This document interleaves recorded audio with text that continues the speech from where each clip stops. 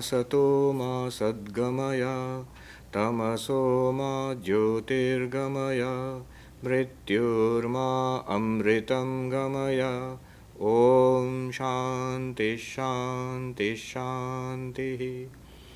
Om, lead us from the unreal to the real, lead us from darkness unto light, lead us from death to immortality. Om, peace, peace, peace. Good morning, everybody. My pranams to revered Maharaj and gratitude to him for organizing this and the other program in the afternoon and inviting me here. It's great to be back. Question, what is Vedanta? When Maharaj said this subject, I've been speaking about Vedanta ever since I've become a monk. But actually I've never spoken on this subject, what is Vedanta? So Maharaj has given me this opportunity. And I was asking myself, yes, what is Vedanta? And I kept asking the question, and the answers that I got, I shall share them here with you today. We shall ask the question again and again, what is Vedanta, and see what answers do come. Swami Vivekananda, he spoke about this at the Harvard University. He was asked to speak at the Harvard University, and the subject was the Vedanta, and he started off with what is Vedanta. I'll start off with what he said. He said, Vedanta is basically the philosophy of all of Hinduism. His exact words were, Vedanta comprises all the various sects of Hinduism. That's the first sentence he said. And it is true. The core philosophy of Hinduism today is Vedanta. In fact, though it does not appear to be so, but if you interrogate, if you approach a Hindu organization, a Hindu sect, and you look behind the rituals and the temples and the deities, you will find a branch of Vedanta there. The Hare Krishnas, the ISKCON, are very well known across the Western world, but not many know that it is actually a branch of Vedanta. The core philosophy of the Gaudiya Vaishnavas, from whom the ISKCON has come, is Achintya Bheda Bheda, a particular philosophy, a school of Vedanta. There are some grand temples coming up across the world today. Another sect of Hinduism, the Swami sect. In USA also, you have a number of these temples. And yet not many people know that that is also a school of Vedanta. In fact, the Swaminarayan sect was originally a branch of Vishishtadvaita, Ramanuja's school of Vedanta. Now, of course, they have developed their own unique school of Vedanta, but still a school of Vedanta. And look at us, the Vedanta societies. We are also a particular school of Vedanta. At our core is the Advaita Vedanta, of course, in the way it is studied in the light of Sri Ramakrishna's life and teachings. So, Vedanta is at the heart of Hinduism. In fact, the various schools of orthodox Hindu philosophy, Nyaya, Vaisheshika, Sankhya, Yoga, Purva Mimamsa, and Vedanta. If you look at a textbook on Indian philosophy, you will find several chapters, and one of which will be Vedanta. But that does not give an accurate picture of what's there on the ground. Because if you actually go to India, or if you actually ask Hindus, what is the background of your particular tradition of Hinduism, you will find some school of Vedanta or the other. The other schools of Hindu philosophy are at present more academic than practical. In fact, if you ask a scholar of the Nyaya school, I know a great philosopher, he's a scholar of the Nyaya, the Indian school of logic. But if you ask, are you in practice a Nyayika? He will say, no, I'm a Vaishnava. So he follows a particular school of Vedanta. On the ground, in India, actually in practice, you will find various schools of Vedanta. So that's the first answer that we get when you look at Hinduism. Vedanta is the core philosophy of Hinduism in its various schools, flavors, if you will. If you ask once again, what is Vedanta? The word itself, Veda, Anta. Veda are the core texts, the fundamental texts of Hinduism are the Vedas. And Anta literally means the end. So the end of the Vedas, end in the sense the last teachings of the Vedas, the final teachings of the Vedas, the highest teachings of the Vedas. That is Vedanta. Anta, technically, as Sanskrit scholars said, is not literally the end here, it means Siddhanta, the final conclusions of the Vedas. So that is Vedanta. Vedanta is the final, the highest teachings of the Vedas. The highest teachings of Hinduism that you will get is Vedanta. In fact, the Nyaya scholar whom I mentioned, Professor Arindam Chakravarti, he is now at Stony Brook near New York.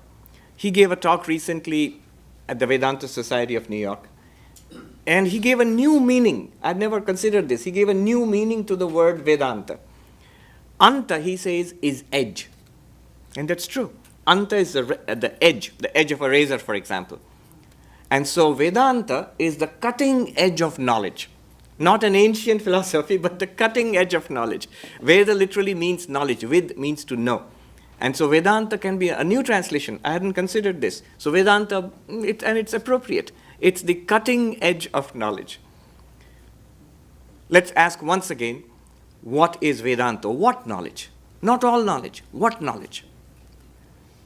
There is a text which has been used for the past 600 years or so to introduce novices to Vedanta, the study of classical Advaita Vedanta. It's called Vedanta Sara. Revered Maharaj was telling me how, when he was a novice, he studied the Vedanta Sara in our training center in our main monastery in India, and I studied it too. One of our teachers, and you won't believe this, when Maharaj was saying 1894, and I said, I'm not that ancient, but there are teachers who are really ancient. One of the teachers from whom I learned a lot was also Maharaj's teacher. And that teacher is still alive. He's about 105 or 6 years old now. So, Vedanta Sara, he has translated that book. And there, the first lesson we learned about Vedanta, what is the definition of Vedanta? We were required to memorize it. And the definition is this. Vedanta Nama Upanishad Pramanam. It is in the Vedanta Sara, that textbook. What is Vedanta? It is the source of spiritual knowledge called the Upanishads. So Vedanta is basically, the most accurate technical definition of Vedanta would be the texts called the Upanishads. The knowledge you get from the texts called the Upanishads is Vedanta. In a secondary sense, the texts themselves are called Vedanta. So in a primary sense, the spiritual knowledge that we get from the Upanishads is Vedanta. In a secondary sense, the texts themselves, Vedanta, Upanishad Pramanam. Not just the Upanishads, but more popularly, all over the world, if there is one text that is associated with Hinduism, it is the Bhagavad Gita. And Sri Krishna teaches Arjuna there, and many people do not know. What he teaches there is the Upanishads. If you have studied the Upanishads, sometimes you will find almost the exact verse, almost word for word, Krishna repeats to Arjuna. So no question of plagiarism in those days. And that was expected.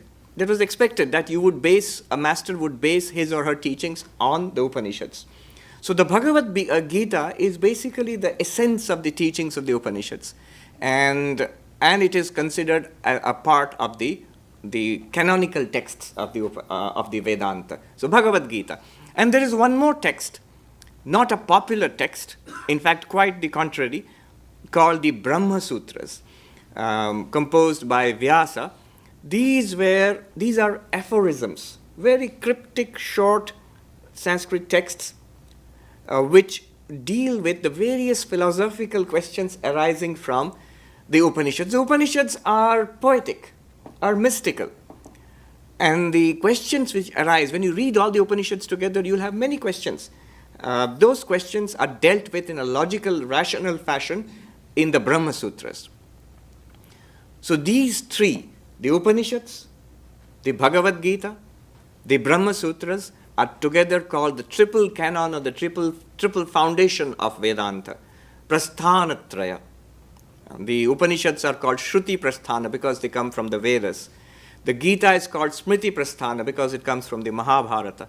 And the Brahma Sutra is called Nyaya Prasthana in the sense of the logical foundation of Vedanta. And these Brahma Sutras were the foundation for the various schools of Vedanta.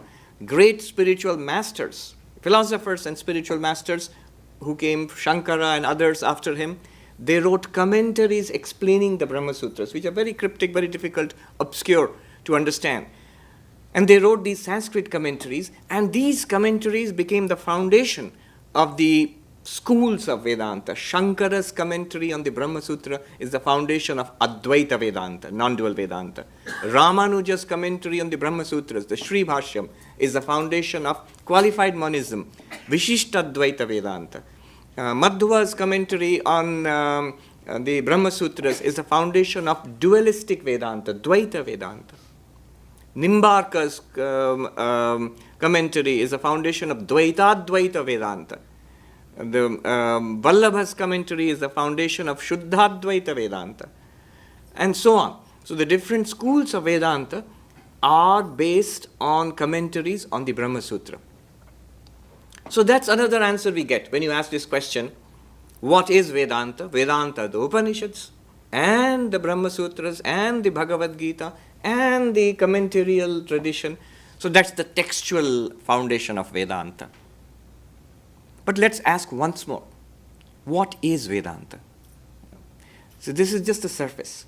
But we would like to know, we'd like to go into the heart of Vedanta. You see, the different schools of Vedanta, among them what Swami Tapasyananda ji calls the Bhakti schools of Vedanta, Vishishtadvaita, Dvaita, Shuddhadvaita. These are not so difficult to understand in principle. Each is a glorious tradition with detailed scripts and wonderful traditions of worship, spiritual practice. But in principle, they are not difficult to grasp because they are all devotional schools. So God exists and we have faith in God, we surrender to God, we love and worship God, lead moral, ethical lives and lives of devotion to the Lord, and by the Lord's grace we are rescued from samsara, from suffering, from death. Now this is a kind of religion which we are familiar with, which people all over the world. And this is not so different in spirit from, say, Christianity or Islam or Judaism, theistic religion. Not so difficult to understand. But I shall concentrate today on the one school of Vedanta which is closest to us, which is Advaita Vedanta, non-dual Vedanta, and it is in fact very profound and very different from all of these. And it's worth exploring. What is Vedanta? By this now I mean, what is Advaita Vedanta? I think that's a very interesting question. Now when we ask what is Vedanta, what is Advaita Vedanta, one way of understanding what is Vedanta is by understanding what Vedanta is not. If I ask the question, what is not Vedanta? Now I'm going to drill down a kind of same Vedantic process of neti, which Vedanta applies. I'm going to apply that on Vedanta itself and see what is essential to Advaita Vedanta. What is the core idea of Advaita Vedanta which distinguishes it from everything else? If you want to know the heart of Advaita Vedanta. Now I'm going to say a lot of things right now which might be a little shocking and disturbing. I will say Vedanta is not this, not that, neti. But don't worry, whatever I'm going to say now, I'm going to take it all back later on. But first, we must drill down deeper. What is Vedanta? The spiritual journey of Vedanta, it's not a journey in space. It's not a journey from one place to another. Sometimes when driving along, I see these big billboards, churches put them up. Heaven is a place. Meaning thereby, this is not heaven. That is heaven. So it's another place. Vedanta doesn't talk about the Brahman of Vedanta. It's not that it's not here and it's there. No, it's not a journey from here to there. That's not Vedanta. Sometimes I see a billboard. After death, you will see God. Rather ominous, Get your act together right now. After death, you will see God. Now notice the word, the language, after. It's a time word, future. So not now, you will not see God now, but after something you will see God. After death, you will see God. A kind of post-mortem spirituality. Now, that's all very good, but that's not Vedanta. That's not Vedanta. It's not then. It's not there. It's not then. It's here and now. What Vedanta speaks about is not cut up by space. In Sanskrit, they say desha paricheda. It is not here, but it is there. Heaven is not here. This is earth, and that is heaven. That's cut up in space. But Vedanta speaks about a reality which is both here and there. In fact, space itself is included in the conception of the absolute. It's both now and then. When you say after death, you will see God. Or after the Savior comes, you will go to heaven. Look at the word after. Even in yoga, you see after samadhi, you will see God. After. Vedanta doesn't say that. So it's not a journey in time. You're not waiting for something to happen, death, or a mystic experience, or the coming of the Savior, or the coming of the millennium. Not after. It's right here, right now. It's not even a journey from one object to another. I am something and God is something else. Let me attain to that. People have this idea. Vedanta is talking about there is some Brahman, some absolute, in some infinite being, and I shall merge into it. Not even that. It's talking about you, your own reality. The Atman means the self itself. Who am I? What am I? Right here, right now. Not a journey in space, not a journey in time, not a journey from one reality to another, from one object to another, but right here, right now, who or what we are right now. That's what Vedanta talks about. So it's a journey, then what kind of spiritual journey is it? If it's not a journey in space or time or object. I'm trying to translate into English as best as I can. In Sanskrit, it's a very powerful philosophical language. So it just, whatever I've said is one phrase. Desha kala vastu paricheda shunya. Divide or beyond the limits of time, space, and object. So if that is so, then what kind of a journey is the spiritual journey? How does Vedanta understand the spiritual journey? If it's not in space, it's not in time, not from one thing to another. Vedanta understands the spiritual journey as a journey from ignorance to knowledge. From not knowing, not realizing, to knowing and realizing what I am, what this universe is, what is the point of all of this, to suddenly realizing it. So realization, knowledge, that is the spiritual journey in Vedanta. And this knowledge, let's ask once again, what is Vedanta? If you mean knowledge, and what kind of knowledge? What is Vedanta? In the same vein, let me continue. This Vedantic knowledge, what is it not? What is it not? I'm still saying what is it not? Is it being a good person? Again, it might make people uneasy, but don't worry, I'll make up to all this later on. Is it being a good person? If I am a very righteous person, I tell the truth and I take care of others, is this Vedanta? No, that is called dharma. In Indian traditions, they're very well demarcated areas. Dharma, what is to be done and what is not to be done. The area of morality and ethics. That is not the core of Vedanta. And that leads to, do I have a good, if one person is a dharmic person, good karma leads to a good life, a happy life, fulfilling life. If I am naughty, adharmic, then bad karma, and bad karma leads to unpleasant things happening in this life and the next. But that is not Vedanta. Is it devotion? Is it devotion?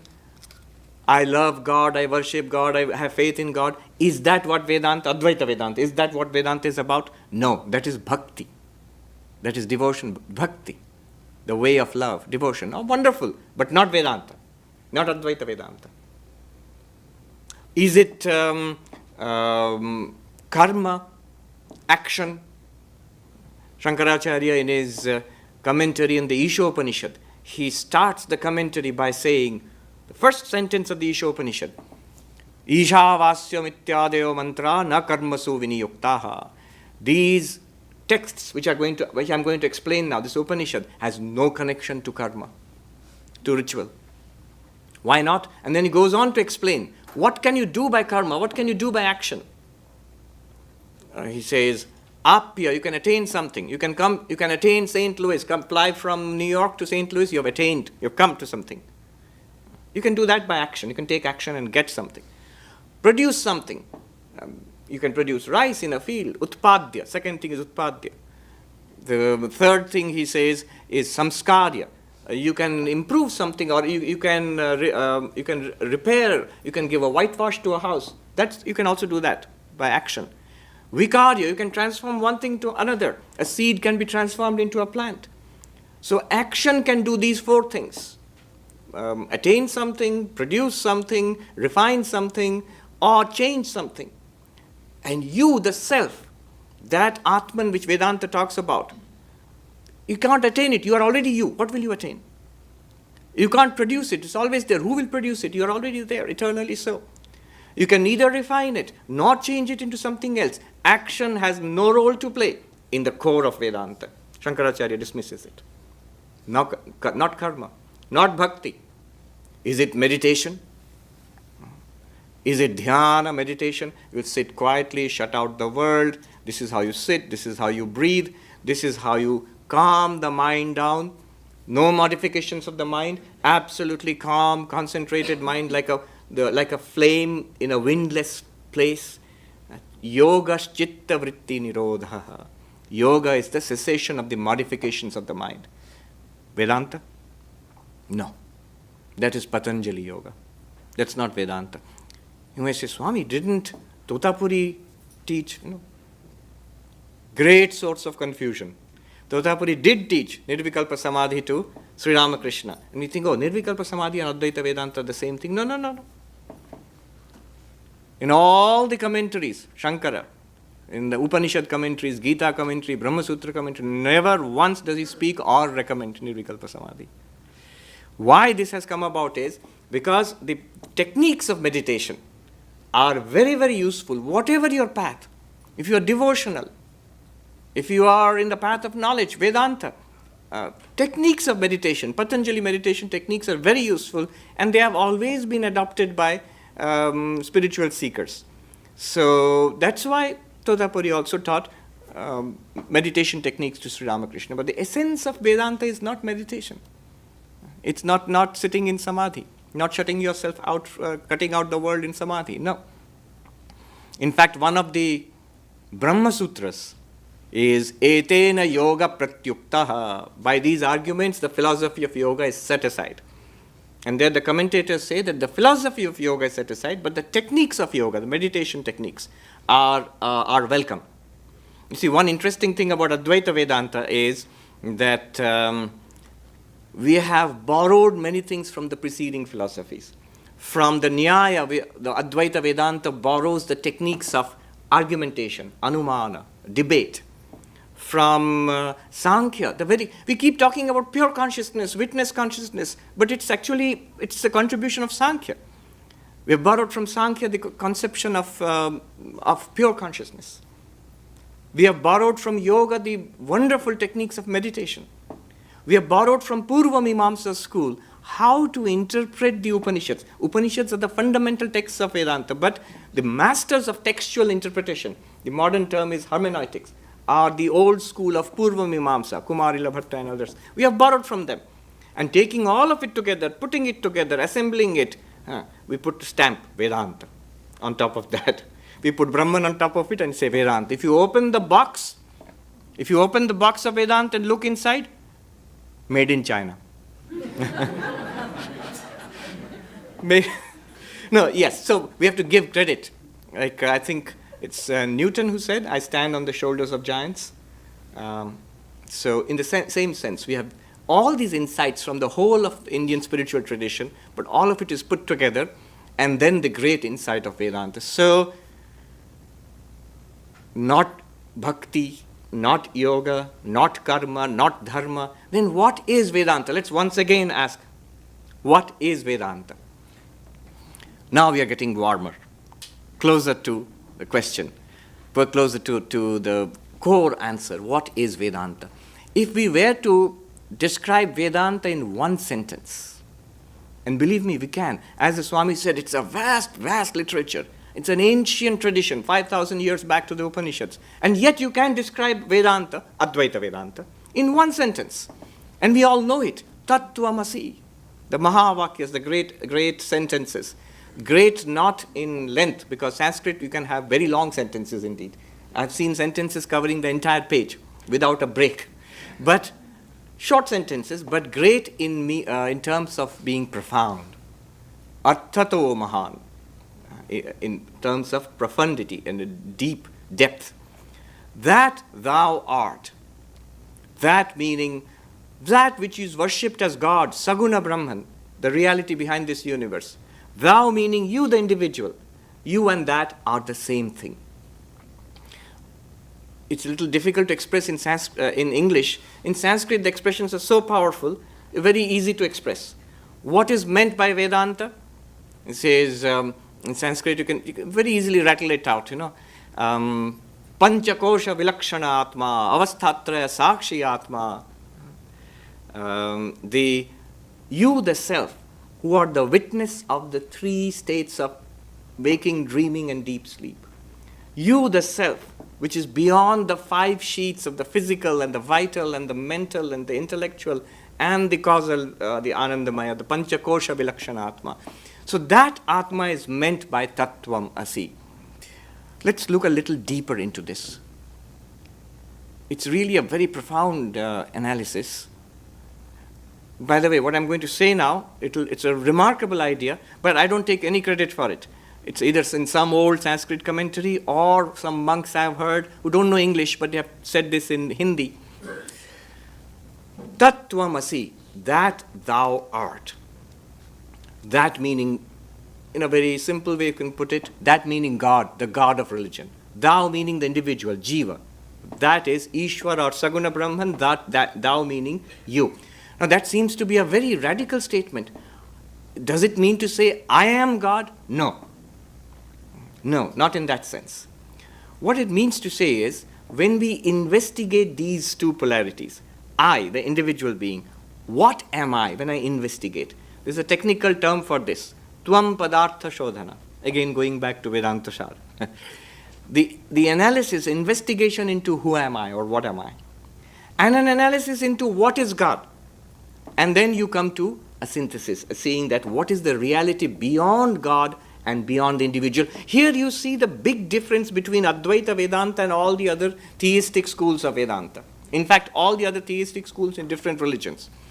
Religions of the world in general and other devotional schools of Vedanta, they stop with 3 things. A triangle, God, individual, and the world. Jiva Jagat Ishvara. There is the world which you experience, and there is you. You are there, you experience a world with other people in it.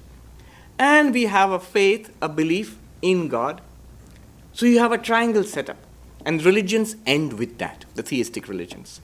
Advaita Vedanta goes beyond that, says that there is a deeper reality, a higher reality, beyond the individual, beyond the world, and beyond God even. And that it calls the absolute, Brahman, existence, consciousness, bliss. Sat Chit Ananda. And it says, your reality is that Sat Chit Ananda. And if you would realize that, you would realize Brahma Satyam, that alone is real. And what about the world? Jagat Mithya, the world is an appearance. And what about me? Am I an appearance or a reality? Don't worry, you are real. But you are real as the absolute. Jiva Brahmaiva Napara.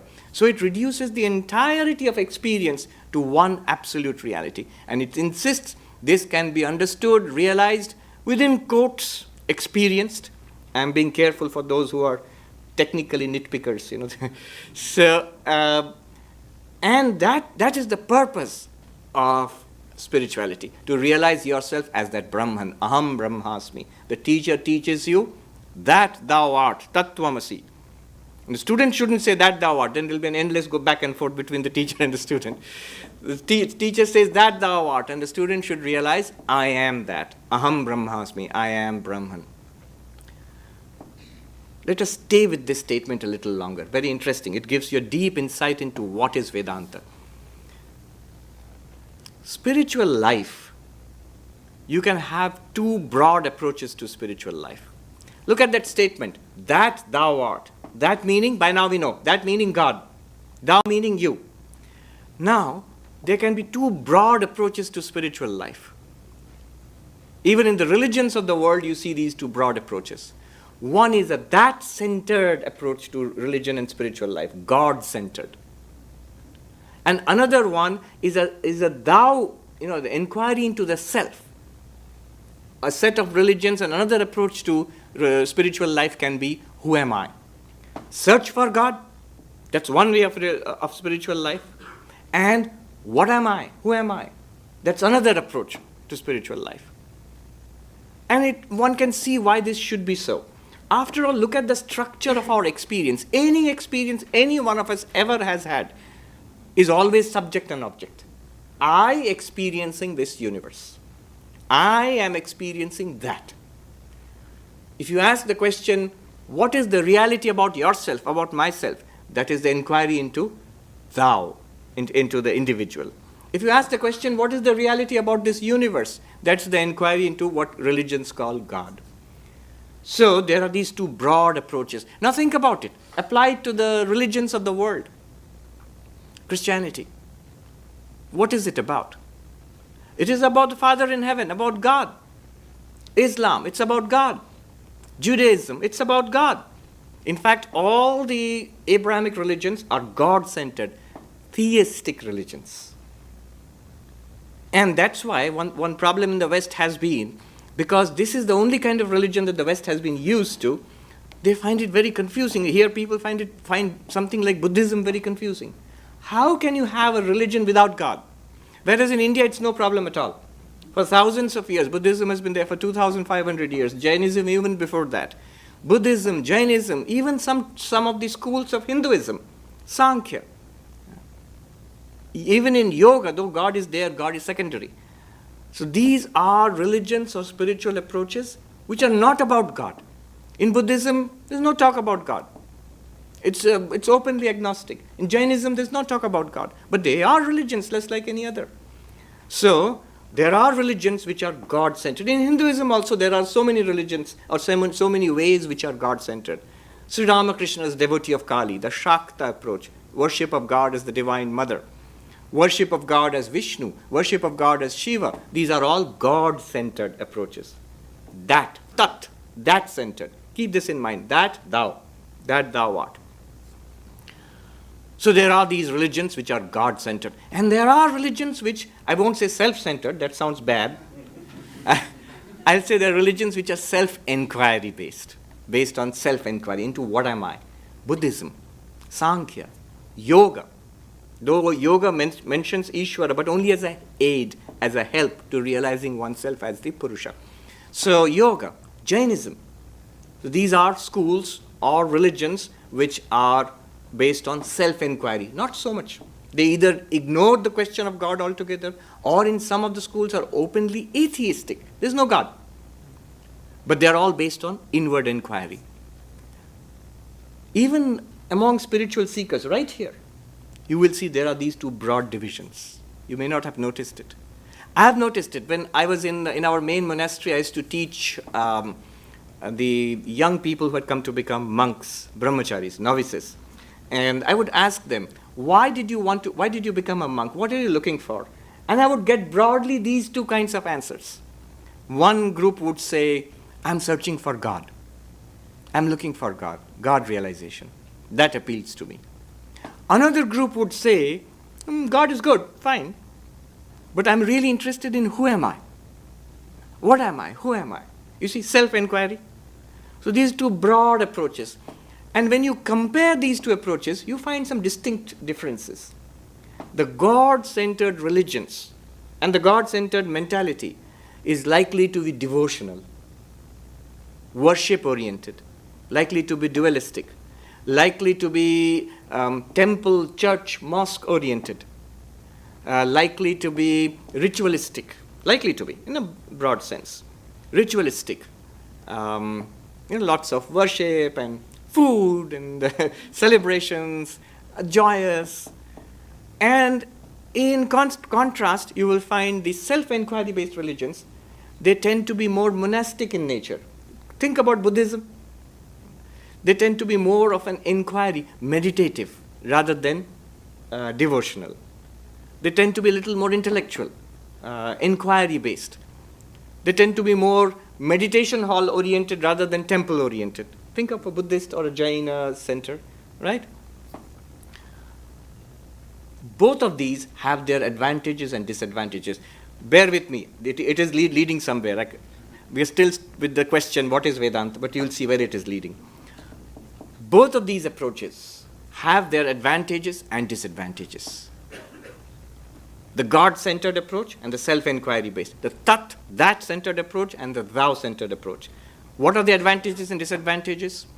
The great, great disadvantage of a God-centered approach, especially in today's world, is that the God-centered approach starts with and proceeds with for a long, long time on faith, belief. If you start with questioning and skepticism, very difficult to follow the God-centered approach. If you say, how do I know God exists? Or the book says so. I don't believe the book. The saints say so. They were deluded. Then it is very difficult to begin on that path. The God-centered approach, the existence of God, is open to doubt. That's why in all the God-centered approaches, you will find a great deal of effort is put forward into proving the existence of God. In Christianity, you will find, many of you may not be aware, there are actually proofs of the existence of God. There are. If you Google it now, you will find it. In Christianity, St. Thomas Aquinas, he talks about the 5 ways, the 5 proofs of the existence of God. In fact, recently I think Rebecca Goldstein wrote 36 proofs of the existence of God. I bought the book thinking there will be 36 proofs. No, it's a novel actually. It's nothing to do with the existence of So he talks about 5 proofs of the existence of God. And I can see people looking interested. Wow, proofs of the existence of God. Don't get too excited. If you actually look at the proofs, you will find, if you believe in God, well and good, you will say, yeah, that's nice. If you don't believe in God, you won't be convinced by those proofs. In fact, one of the leading philosophers, I forget his name, I think Kenneth Appiah or somebody, he was training to become a priest. And in his studies, he came across the proof. He training to become a priest and came across the proofs of the existence of God. After reading the proofs of existence of God, he decided not to become a priest. He became a philosopher instead. That he said, after reading the proofs, I cannot believe in the existence of God anymore. Not that I disbelieve, but I don't think these are conclusive proofs. In Hinduism, the great Nyaya philosophers, they developed several proofs of the existence of God. Udayanacharya, who was after Shankaracharya, he developed 9 proofs of the existence of God. Again, all rather underwhelming. So, why did they do this? In the Hindu context, it was the attacks of the Buddhists. So the Buddhists mounted a challenge, the 2-fold challenge. Where is this God you speak about? And also, where is this eternal soul you speak about? So an attack on the Hindu conception of Atma, an attack on the Hindu conception of God, Ishvara. And the Nyaya philosophers, they defended the Hindu ideas of God and Atma, Ishvara and Atma. So my point here is, notice how much effort is put forth in trying to convince others and yourself God exists.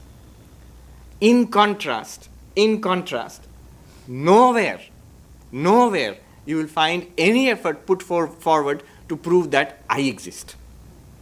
Nobody really doubts his or her own existence. Nobody. If you doubt, then who is the one doubting? That one exists. So I do exist. Even Descartes, who started with this project of doubt, that whatever I can doubt, I will dismiss. The great project, René Descartes. But where did he stop? I exist, because surely I am thinking that is this real or not. If I'm thinking this I cannot doubt, then I exist.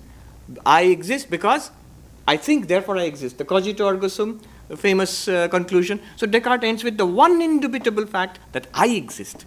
In all the, I can't resist this, a silly joke. I saw a cartoon once, Descartes sitting for a cup of coffee in a Parisian cafe, and the girl comes up and asks, Monsieur Descartes, another cup of coffee? And he thinks and he says, I think not, and immediately disappears. I think, therefore I exist, so I think not. Yesterday, while coming down for dinner, I heard some of the devotees, somebody was asking, how many Vedantins does it take to ring the bell?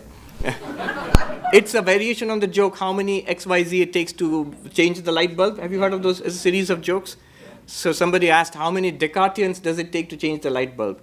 And he says, none, because the moment the light went out, they were so shocked, they stopped thinking and they all disappeared. Vedanta would change that. Instead of saying, I think, therefore I exist, it would say, I exist, therefore I think. There's a subtle point there. Even when we are not thinking, in deep sleep, when the unconscious, or knocked out in coma, not thinking, or in deep meditation, even that's an experience.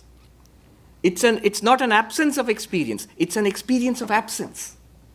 If it's an experience of absence, to whom is the experience happening? You are still there. You are the witness of all your thoughts. And you are the witness of the absence of your thoughts too. So even when you're not thinking, that not thinking is also is lit up by your presence. So anyway, in the Tao-centered approaches, there is no doubt that I exist. But the problem is, there's a problem. The advantage of the Tao-centered approach is that there's no doubt that I exist. But the problem is this. I exist, but my existence is a miserable existence. I have so many problems. I have old age, death, relationship problems, parking problems, and all sorts of problems. So what if I exist? That is the problem, isn't it? So now, whereas God's existence, though doubtful, if God exists, God is wonderful, omnipotent, omniscient, omnipresent, doesn't even need to park. So, extraordinary, God has no problems at all, wonderful, glorious existence, but doubtful existence, if God exists. Whereas in our case, no doubt we exist. There's no doubt at all. Nobody has ever seriously doubted our own existence. Even the Buddhist who says there is no permanent eternal soul does not doubt that there is a continuing series of consciousness flashes. So that's what the Buddhist says. So our existence is undoubted, but a miserable existence. Problematic existence. Unproblematic, doubtful existence. Problematic, undoubted, certain existence. That centered approach. Think about all the religions of the world. They are infected with that problem, doubt. In today's world, how will you stand up against Richard Dawkins, Christopher Hitchens? He's passed away, bless his memory. But Sam Harris, Daniel Dennett, the new militant atheists. Yeah? How will you stand up against them if you take a theistic approach? Whereas the other one, undoubtedly I do exist, but so many problems. Now, if you have noticed, I haven't brought Vedanta in it at all. Now I'm going to say, why did I say all of this? What does Vedanta do? That thou art. What it does is, it brings these two together. What Vedanta, the great insight of Vedanta, Advaita Vedanta is, what you reach through the God-centered approach and what you reach through the self-inquiry approach, that based approach, thou-based approach, you reach the same reality. By bringing them together, Atman is Brahman, that thou art. The realization is that indubitable, follow this is actually stunning, that indubitable, undoubtable personal existence is also the infinitude of God. The unproblematic, infinite nature of God and the undoubted, certain nature of yourselves are combined. So you have a certain, undoubted, infinite existence. That is what you come upon in Advaitic realization. If one truly understands Advaita, the more I read and study and try to realize this, I see this is an undoubted truth. It's just that we don't see it. When you see it, it is beyond any doubt. It's absolutely blazing forth all the time. Completely undoubted and completely problem-free. This is the core idea of Advaita Vedanta, that thou art. Your existence which is infinite, your existence which is certain, but we surround it with problems. Vedanta shows you those problems. Take them up. They are either the body's problems, they are the mind's problems, they are the intellect's problems, they are body, mind, intellect problems. And Vedanta shows you how you are not the body, mind, intellect. Avastatraya sakshi, panchakosha vilakshana atma. You are not any of them. The moment you see that I am not any of them, the limitations imposed by body, mind, and intellect, when they disappear, you realize your infinite self, which is one with God. When you realize that, you see that not only is there no problem, there never has been. This whole conception of a problem and trying to get out of a problem, this is what is called Maya in Advaita Vedanta. It's remarkable good news. Not only that, it provides a foundation to all the other religions which have come before, which seems to be so contradictory. But this Vedanta, it does not dismiss, deny the other religions, the other approaches. It gives you the rationale for them. What is actually happening in those? You begin to realize. From a Vedantic perspective, you can say, great when somebody comes and talks about Christ or Krishna. And you can say, great when somebody comes and talks about mindfulness and the impermanence of the empirical self. You can say, great, I know what you're talking about. Both work very well. I've got time for asking what is Vedanta one more time. What is Vedanta? Now let's ask this question one final time to Swami Vivekananda. We have narrowed it down, setting out many things, drilling deeper and deeper, come upon a core idea. Now let's back up and expand outwards. Swami Vivekananda says, practical Vedanta. He said Vedanta has first and foremost been practical, then only a philosophy. Because what we have been saying so far sounds awfully abstract. Vivekananda says, no. It has always been practical and then only a philosophy. Swami Vivekananda says, the way to realize this is definitely through the way of philosophical inquiry, but also through meditation, through love, through service, karma, bhakti, yoga, all of which we had left by the wayside. We take it back in now. By one or more or all of these and be free. Swami Vivekananda says, realize the divinity within by meditation, by knowledge. He clearly, in fact, uses the word philosophy. Philosophy has got a bad name, that it's some kind of intellectual thing. No. The original meaning of philosophy was Jnana Yoga, a philosophical inquiry into reality. Swami Vivekananda uses the word philosophy when he talks about Jnana Yoga by philosophy, by psychic control, by love, or by work, by one or more of all of these, the 4 yogas, and be free. That is the whole of religion. Books, temples, doctrines, churches are secondary details. And on this approach, actually in traditional Vedanta, whether Advaita or Vishishtadvaita or Dvaita, all of these yogas have actually been accepted. Shankara, he says, by knowledge, jnanadeva kaivalyam, by knowledge alone one gets enlightenment. But karma is essential. It's the first step in spiritual life. Bhakti is essential. Shankara, in fact, says it's essential to have karma, upasana, then jnana. Ramanuja just reverses the order. Ramanuja says, yes, jnana, knowledge is important, but first karma, first action, then jnana, and then ultimately devotion is important. Devotion is what takes you to liberation. So all the old ancient masters included all the yogas. They didn't discard them. They included, but they put it in hierarchical order. And Swami Vivekananda sort of flattens the hierarchy and he says, any one of them, but recommended all of them together, and they will lead you to enlightenment. Swami Vivekananda says morality is based on this Vedanta. He says the essence, in fact, this is a good answer. Swami, what is Vedanta? Swami Vivekananda would say 2 things. The divinity within us and the oneness of existence. The divinity within us and the oneness of existence. Notice, that thou art. Can you put them together? When you inquire into the thou, into the individual, what do you come across? The divinity within us, not body, not mind, beyond body and mind. Chidananda Rupaha Shivoham Shivoham. I am the witness consciousness. I am Shiva. I am Shiva. That is the divinity within each one of us. But that divinity is not separate. It's not that there are 100 divinities sitting here.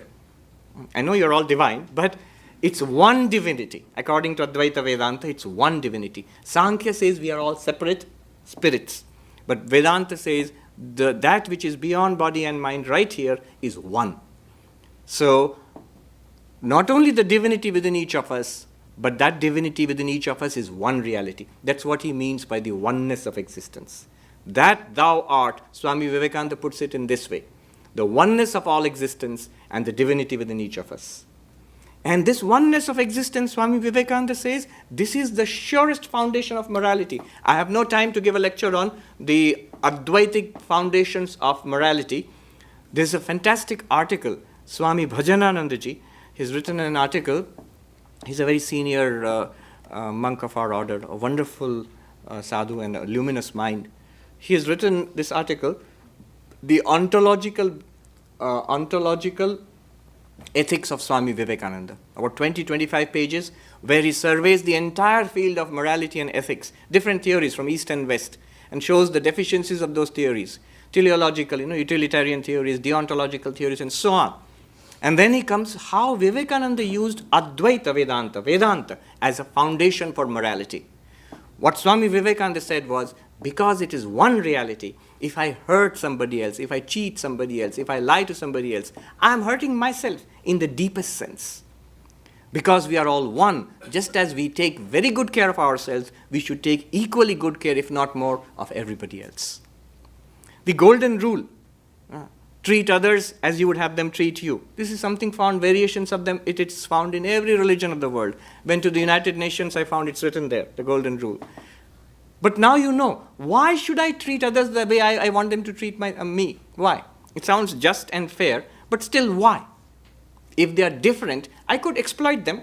I could have them treat me well and then treat them very badly. Why not? Because Vedanta says you and the other are not separate. You and the other are one reality. Therefore, if you treat them badly, you are actually injuring your deepest self, your spiritual self. So it's the foundation of morality. Vedanta, what is Vedanta? Vedanta is strength. Swami Vivekananda, based on this idea of oneness and divinity within, he gave certain principles. He said, what strengthens you is true. Reject as poison what weakens you. Vedanta gives strength. What unites all of us is true. What divides us, reject as false. Because oneness of existence. What makes you more unselfish? That is truth. What makes us more selfish? Reject it as false. Unselfishness and oneness are connected. The idea of harmony of religions. You see, it's all very easy to say it's one, but when we look at the world, it's many. If the truth is it's one and it is appearing as many, at the level of the many, what should we practice?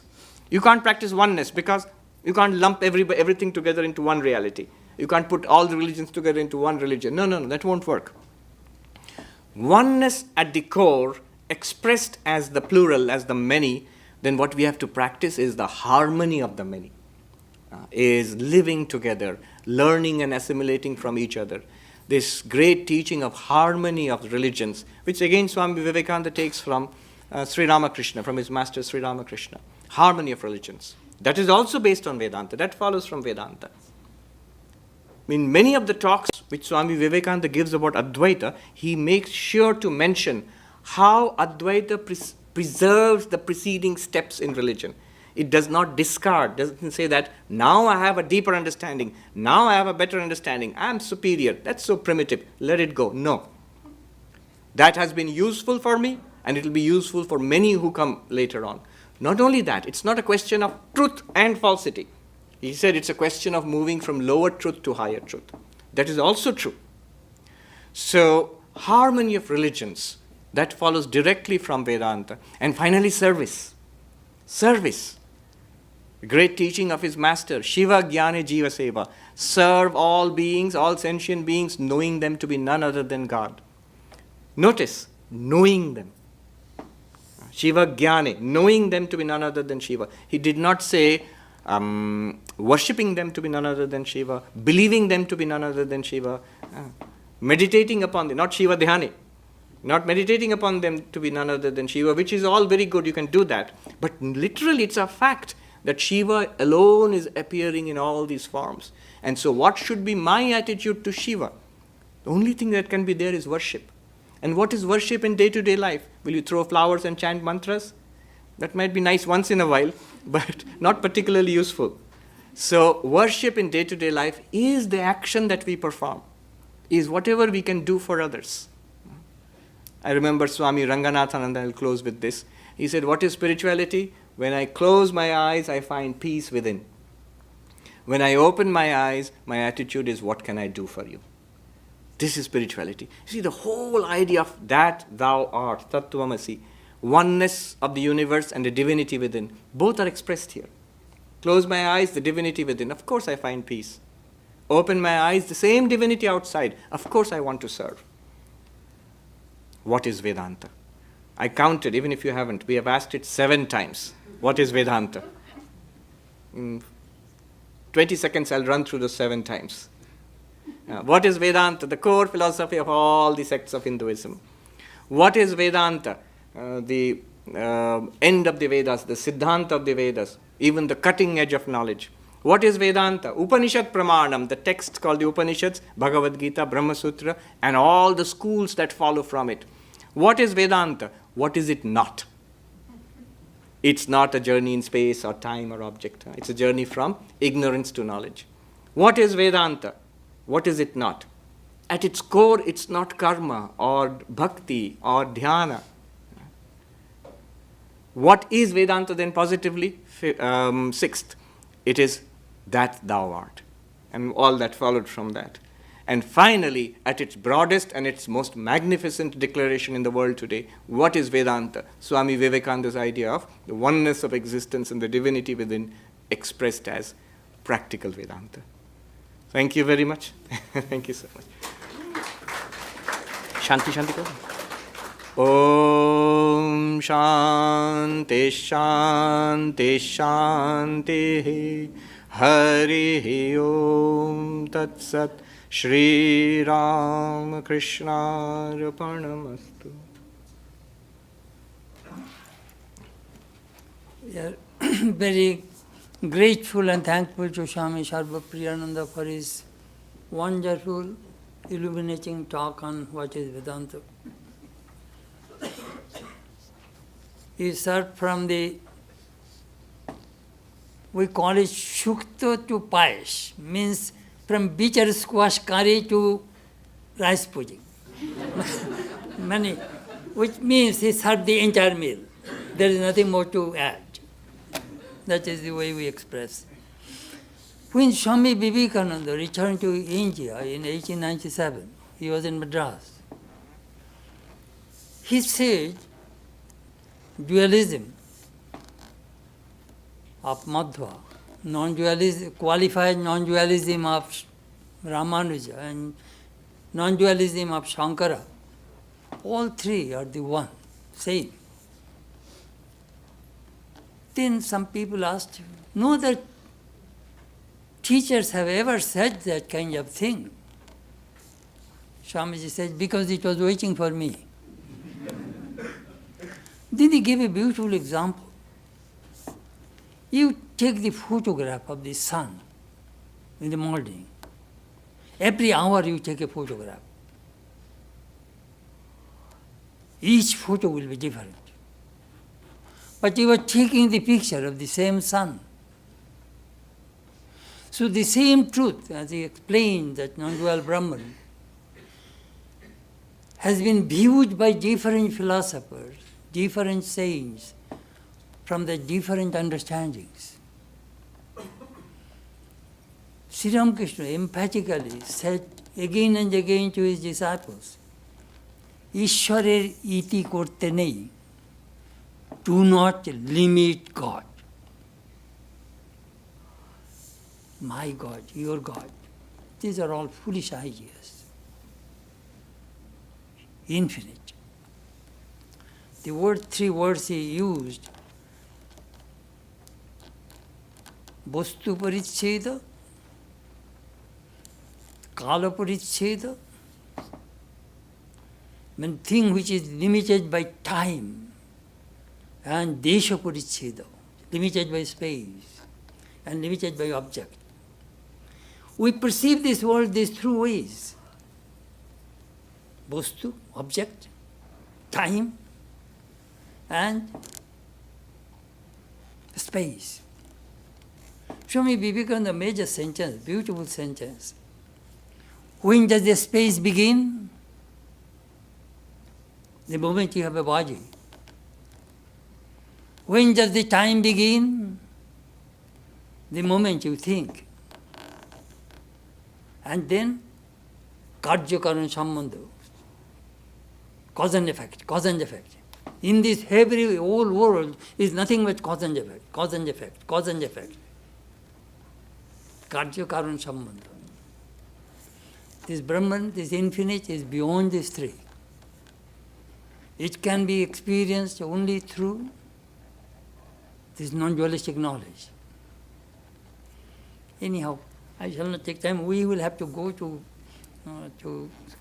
our Hindu temple, this cultural function. I really appreciate Swami's illumination. Really, he gave a beautiful job.